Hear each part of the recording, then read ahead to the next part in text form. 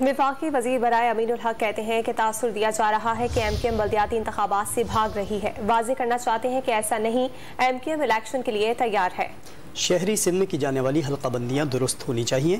وڈلانگ news سے خصوصی بات چیت کر رہے تھے. عمل میں بات چیت ہمیشہ جاری و ساری رہنا چاہیے اور ایم کیو ایم اسی اصول کے تحت آگے بڑھ رہی ہے. اور کل جو خالد انکل صدیقی صاحب کا پریس کانفرنس تھی وہ تمام چیزیں کو انہوں نے شکایتی انداز میں اور ایک باوقار انداز میں تمام چیزیں بیان کی ہیں.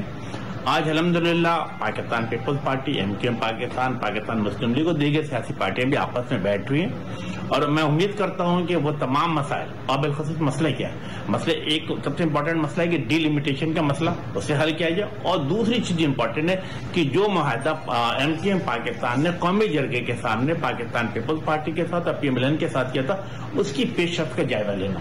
میں سمجھتا ہوں کہ یس چیزیں مثبت سمت میں آگے جائیں گی.